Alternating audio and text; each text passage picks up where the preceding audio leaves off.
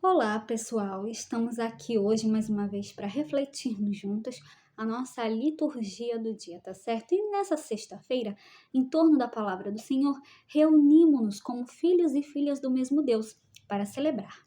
Ele é nossa vida, esperança e salvação. Então, confiando no seu amor e perdão, iniciemos a liturgia com fé. Então, a primeira leitura está em 2 Reis, capítulo 11, versículo 1 a 4, depois o versículo 9 a 18 e depois o versículo 20.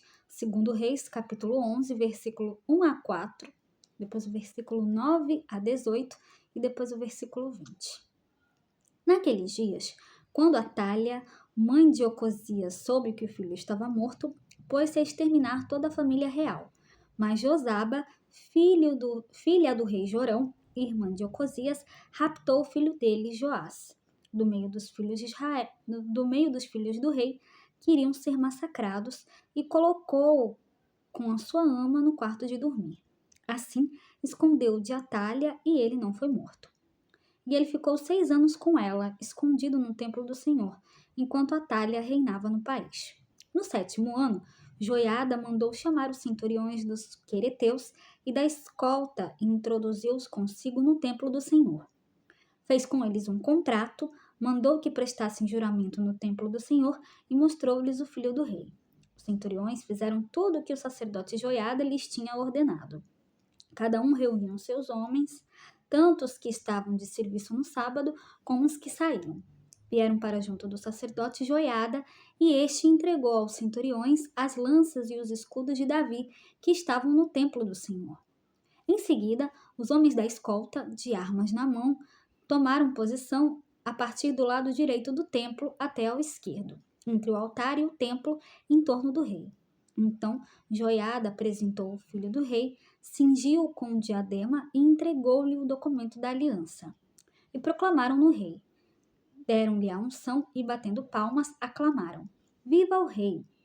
Ouvindo os gritos do povo, Atália veio em direção da multidão no templo do Senhor. Quando viu o rei de pé sobre o estrado, segundo o costume, os chefes e os trombeteiros do rei junto dele e todo o povo do país, exultando de alegria e tocando as trombetas, Atália rasgou suas vestes e bradou: Traição! Traição! Então, o sacerdote Joiada ordenou aos centuriões que comandavam a tropa: Levai-a para fora do recinto do templo, e se alguém a seguir, seja morto à espada. Pois o sacerdote havia dito: Não seja morta dentro do templo do Senhor.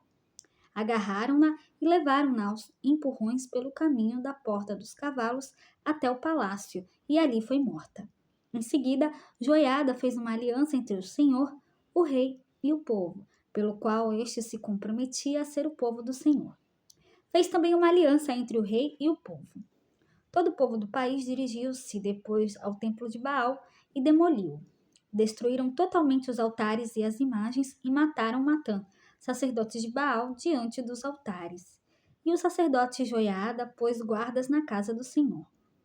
Todo o povo do país o festejou e a cidade manteve-se calma. Então aqui, na primeira leitura, né, segundo Reis, nós vimos como Joás foi proclamado rei. Ele, que era filho, né? Ela era irmã de Ocosias, né? Pegou o filho dele, Joás, do meio dos filhos do rei, que iriam ser massacrados, e colocou com sua ama no quarto de dormir. Assim, escondeu-o de Atália e ele não foi morto. E ele ficou 6 anos com ela. E aí depois, né, todo o povo proclamou o rei, né?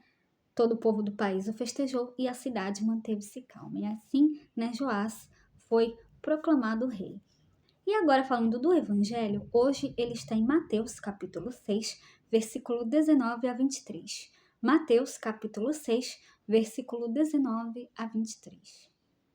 Naquele tempo, disse Jesus aos seus discípulos: Não junteis tesouros aqui na terra, onde a traça e a ferrugem destroem, e os ladrões assaltam e roubam. Ao contrário, juntai para vós tesouros no céu, onde nem a traça e a ferrugem destroem, nem os ladrões assaltam e roubam. Porque onde está o teu tesouro, aí estará também o teu coração. O olho é a lâmpada do corpo. Se o teu olho é sadio, todo o teu corpo ficará iluminado. Se o teu olho está doente, todo o teu corpo ficará na escuridão. Ora, se a luz que existe em ti é a escuridão, como será grande a escuridão? Então, no o Evangelho de hoje fala pra gente que o verdadeiro tesouro encontra-se junto de Deus. E é exatamente isso que garantimos quando vivemos a partir dos ensinamentos e dos exemplos deixados por Jesus. Um tesouro no reino dos céus. Jesus chama a nossa atenção para o acúmulo de riquezas e bens materiais nesta vida. São realidades fugazes e passageiras. É preciso, portanto, juntar tesouros no céu. Fazemos isso quando baseamos nossos valores, nossas escolhas e nossas atitudes em nosso Mestre e Senhor Jesus Cristo.